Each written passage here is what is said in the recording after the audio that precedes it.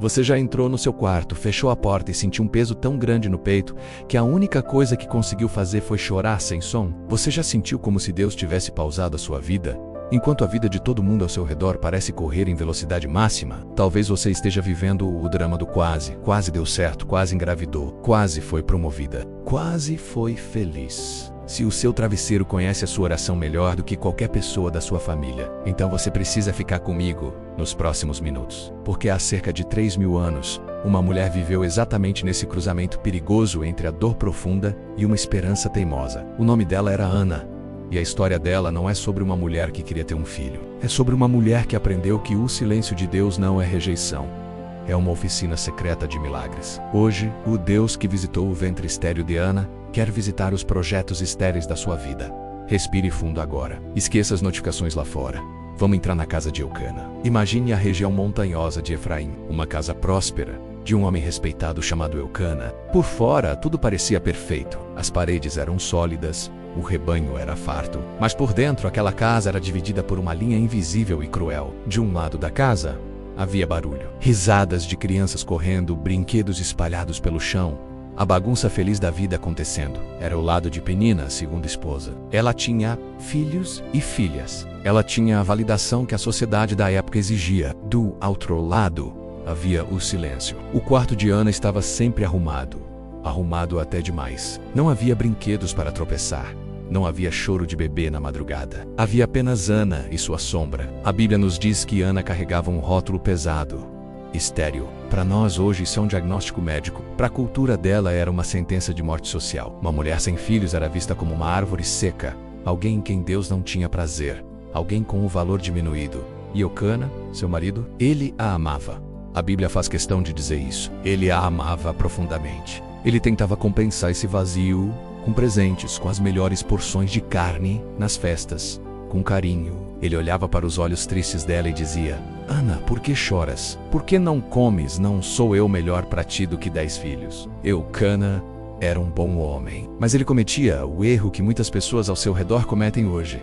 Ele tentava curar uma dor espiritual com remédios humanos. Ele achava que o amor dele poderia preencher um espaço que foi desenhado para uma resposta divina. Talvez você tenha um Eucana na sua vida. Alguém que te diz para que se preocupar tanto com esse concurso? Você já tem um emprego? Ou por que chorar por esse relacionamento? Você tem saúde! Eles não entendem. A dor de Ana não era ingratidão pelo que ela tinha. Era angústia pelo propósito que lhe faltava. Ela sorria por fora, organizava a casa, cumpria a agenda de esposa perfeita. Mas quando a noite caía e as luzes se apagavam, o fantasma da comparação vinha visitar. E não era apenas a esterilidade que doía. Era a convivência. Porque a ferida de Ana tinha um dedo que gostava de cutucar Penina. A Bíblia nos conta que essa tortura emocional tinha data marcada para piorar. Todos os anos a família subia para Siló para adorar e sacrificar ao Senhor. Era para ser um momento de festa, de gratidão, de renovação espiritual. Mas para Ana, a viagem para Siló era o seu calvário particular. Imagine a cena na estrada. De um lado, Penina cercada pelos filhos, rindo alto, talvez ajeitando a túnica de um, penteando o cabelo de outro, garantindo que Eucana visse como ela era uma mãe produtiva. Ela ocupava espaço do outro lado. Ana caminhava leve, porque não tinha ninguém para carregar. Mãos vazias, ventre vazio, e um coração transbordando de amargura. O texto bíblico é cirúrgico ao descrever o que acontecia. Diz que a sua rival, Penina, a provocava excessivamente para irritar.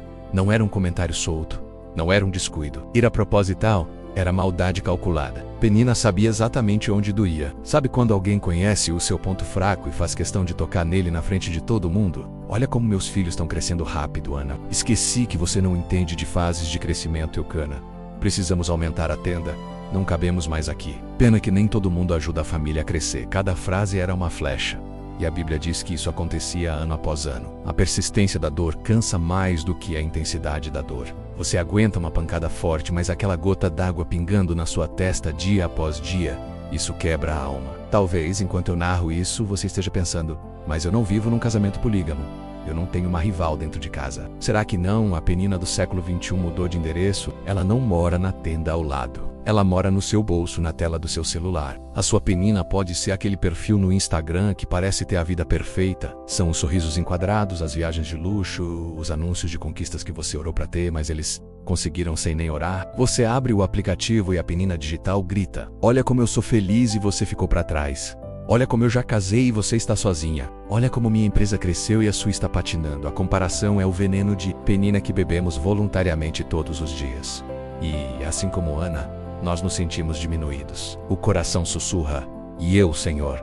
O Senhor esqueceu o meu endereço? O correio do céu não entrega na minha casa?" Chegamos em Siló, o momento do sacrifício. Eucana, tentando ser justo e amoroso, distribuía as porções da carne do sacrifício. Ele dava partes para Penina e para todos os seus filhos e filhas. Era uma distribuição barulhenta, cheia de gente, mas para Ana, ele dava uma parte excelente. Uma porção dobrada. Era o jeito dele dizer: "Eu te amo." Mas tente visualizar essa cena: Ana sentada com um prato cheio de carne. Uma porção de honra, mas sem ninguém para dividir. Aquele prato cheio apenas ressaltava o vazio ao redor dela.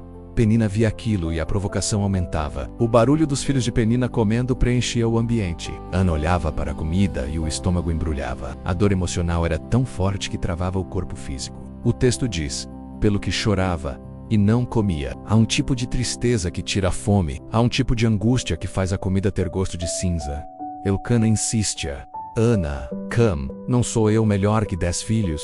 Mas Ana sabia que existem fomes que comida nenhuma satisfaz. Existem vazios que marido nenhum preenche. Existem buracos na alma que elogio nenhum cobre. Ela estava cercada de gente, cercada de religião, cercada de comida, mas estava morrendo de fome de propósito. E foi nesse momento, no auge da dor, quando a festa estava no auge e ninguém prestava atenção nela, que Ana fez algo que mudaria a história de Israel. Ela se levantou. Ela empurrou o prato e decidiu que não ia mais chorar para as paredes. Ela ia chorar para o dono da vida. Ana sai da mesa. Ela deixa para trás a comida, o barulho e a rival. Ela caminha em direção ao tabernáculo do Senhor. A Bíblia diz que ela estava com amargura de alma. Não era apenas tristeza, era um gosto amargo na boca de quem já engoliu muito sapo, de quem já suportou muito silêncio. Ao entrar no templo, ela encontra uma figura de autoridade. Eliú, sacerdote. Ele estava sentado numa cadeira, junto a um pilar. Ele representava a religião oficial, a estrutura, a liderança, mas ele já estava velho e seus olhos já não enxergavam bem menos, nem física nem espiritualmente. Ana começa a orar, mas não era uma oração bonita, daquelas que a gente faz em público com palavras difíceis. Era Amjad. O texto diz que ela falava no seu coração. Só se moviam seus lábios e não se ouvia sua voz. Era uma oração muda, um grito sem som. Sabe aquele momento em que a dor é tão grande que as palavras fogem? Quando você dobra o joelho e só consegue suspirar? Deus entende essa linguagem. Deus entende lágrima. Deus entende o suspiro que você solta no chuveiro ou no carro quando ninguém tá vendo. Lágrimas viram palavras diante do trono. Mas Eli não entendeu. Ele olhou para aquela mulher tremendo, chorando, balbuciando sem som, e o julgamento humano foi rápido e rasteiro. Ele pensou que ela estava bêbada. Veja a ironia: a mulher mais santa de Israel naquele momento foi confundida com uma mulher profana. Ele disse: "Até quando estarás tu embriagada? Aparta de ti o teu vinho." Quantas vezes isso acontece com você? Quem já não foi mal interpretado no auge da sua fragilidade? Às vezes seus eles são pessoas que te amam menos, sua família, seus líderes, seus amigos menos, mas que não conseguem ler o que está acontecendo dentro de você. Eles julgam sua reação porque desconhecem sua batalha. Ana poderia ter se ofendido. Ela poderia ter gritado: "Você é um sacerdote, não tem discernimento!" Ela poderia ter saído da igreja e nunca mais voltado, ferida pela liderança. Mas Ana não foi ao templo por causa de Heli. Ela foi por causa de Deus. Ela enxuga o rosto e responde com uma dignidade impressionante: "Não, Senhor meu, eu sou uma mulher atribulada de espírito. Venho derramando a minha alma perante o Senhor." Ela não permite que a leitura errada dos outros roube a certeza de quem ela é. E então, ela faz um movimento decisivo. O movimento que separou o milagre da mágica. Ela faz um voto. Preste muita atenção aqui porque isso muda tudo. Ela não diz apenas: "Deus, me dá um filho para eu calar a boca da Penina." Ela não diz: "Deus, me dá um filho para eu ser feliz e realizada." Ela diz: "Senhor, se a tua serva deres um filho homem, ao Senhor o darei todos os dias da sua vida."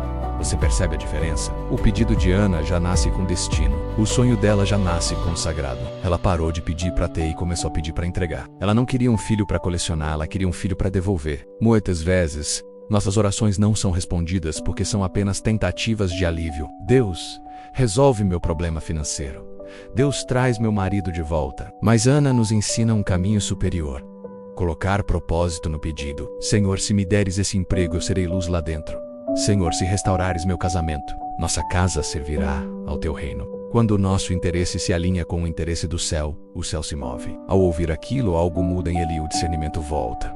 Ele percebe que está diante de algo sagrado. Ele muda o tom e libera a palavra profética. Vá em paz, e o Deus de Israel te conceda a petição que lhe fizeste. E aqui acontece o primeiro milagre. O bebê ainda não tinha sido concebido. Penina ainda estava lá fora. A vida ainda era a mesma, mas a Bíblia diz que o seu semblante já não era mais o mesmo. Ela comeu, ela sorriu. Como assim? Nada mudou do lado de fora, mas mudou tudo do lado de dentro. Antes de segurar o bebê no colo, ela segurou a paz no peito. A fé muda o seu rosto antes de mudar o seu cenário. Ela saiu daquele templo grávida de uma promessa. A certeza era tão grande que a tristeza não tinha mais espaço para morar. Ela voltou para casa, e a Bíblia diz que o Senhor se lembrou dela. E aconteceu, o Deus que fecha madres abriu. O Deus que parecia surdo mostrou que estava apenas caprichando na resposta. Ana engravidou e deu à luz um menino. Ela o chamou de Samuel, que o significa do Senhor o pedi. Imagine a alegria naquela casa. O choro do bebê silenciou as provocações de Penina. O colo vazio agora estava cheio. O cheiro de leite materno substituiu o cheiro de lágrimas. Mas havia uma sombra nessa alegria. Havia um porém. Ana sabia de algo que ninguém mais sentia com tanta força. Aquele menino não era dela. Ele era um empréstimo. A Bíblia diz que Ana ficou em casa e não subiu a Siló nos anos seguintes. Ela disse ao marido: não subirei até que o menino seja desmamado. Então o levarei, para que apareça perante o Senhor, e lá fique para sempre. Pense nisso como mãe, ou como alguém que ama muito algo. O desmame na época levava cerca de 3 anos.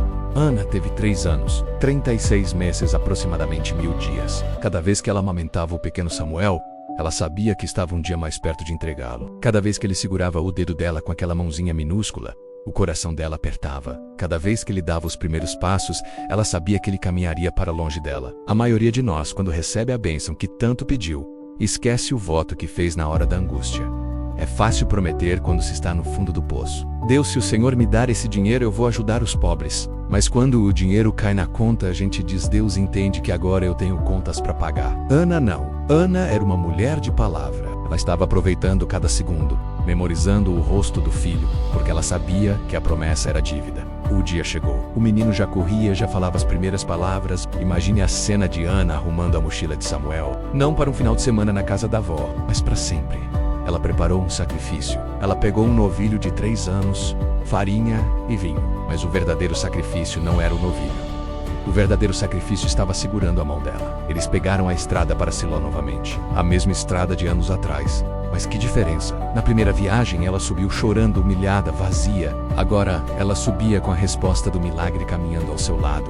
Porém, a dor agora era diferente. Era a dor da renúncia. Você já teve que devolver algo que amava muito para Deus? Talvez um sonho que você teve que abortar porque Deus disse não é agora. Talvez um relacionamento que você teve que terminar porque não era julgo igual. Talvez um filho que saiu de casa para missões ou casamento. Entre Gerdói, corta na carne. Eles chegam ao templo, ele ainda está lá. Talvez mais velho, mais cego. Ele provavelmente nem lembrava dela. Passam tanta gente por ali. Mas Ana se aproxima. E a frase que ela diz ecoa na eternidade: meu Senhor, eu sou aquela mulher que esteve aqui contigo orando ao Senhor. Por este menino orava eu, e o Senhor atendeu a minha petição. Olha a integridade dessa mulher. Ela não fugiu, ela voltou ao lugar do voto. Ela olha para o menino, olha para o sacerdote, e diz: por isso também ao Senhor eu o entreguei, por todos os dias que viver, pois ao Senhor foi pedido. Aqui está o momento mais tenso. Ela solta a mão de Samuel, ela entrega a mãozinha dele para ele. Eli, o homem que não soube criar os próprios filhos Hofni e Fineias, eram perversos. Agora recebe o filho da promessa. Poderia dar tudo errado. O medo materno poderia gritar: será que vão cuidar dele? Será que ele vai sentir frio? Será que vão dar comida na hora certa? Mas Ana não entrega Samuel para ele. Ela entrega Samuel para Deus. Ele era apenas o recebedor humano. O guardião era o eterno. E o texto termina esse bloco dizendo: e adorou ali ao Senhor. Ela não saiu reclamando, ela não saiu aos prantos de desespero. Ela adorou. Ana entendeu. O segredo que eu quero que você pegue agora: nós só possuímos verdadeiramente aquilo que temos coragem de entregar. Enquanto você segura com força, o medo de perder te domina. Quando você entrega para Deus, o medo vai embora e a paz entra. Ana volta para casa sem o filho, mas com o coração cheio de Deus. E Samuel, o menino ficou. E a Bíblia diz: o menino Samuel crescia diante do Senhor. O que a gente entrega no altar, cresce. O que a gente retém com egoísmo, apodrece. Você acha que a história acabou quando Ana deixou o menino no templo? Não. É aqui que a verdadeira beleza do caráter de Ana se revela. A Bíblia diz em 1 Samuel 2:19 que sua mãe lhe fazia uma túnica pequena, e de ano em ano lhe a trazia, quando com seu marido subia a oferecer o sacrifício anual. Imagine essa cena. Ana voltava para casa, em Ramá. Durante o ano ela não via Samuel. Ela não via os primeiros passos dele no templo, não via ele aprendendo a ler a Torá. Mas em casa ela pegava linho, ela pegava agulha, e ela começava a costurar. Enquanto ela costurava, ela orava: Senhor, guarda o meu menino. Senhor, que ele não se contamine com os filhos de Eli. Senhor, que ele ouça a tua voz. Ela costurava no escuro, baseada na fé de que ele estava crescendo. No primeiro ano, uma túnica pequena. No segundo ano, uma túnica um pouco maior. No terceiro ano, maior ainda. A túnica crescia porque o propósito crescia. Essa é a lição para você hoje. A fidelidade não para quando o milagre chega. Tem gente que só busca a Deus na angústia. Ana buscou na angústia, na entrega e na manutenção.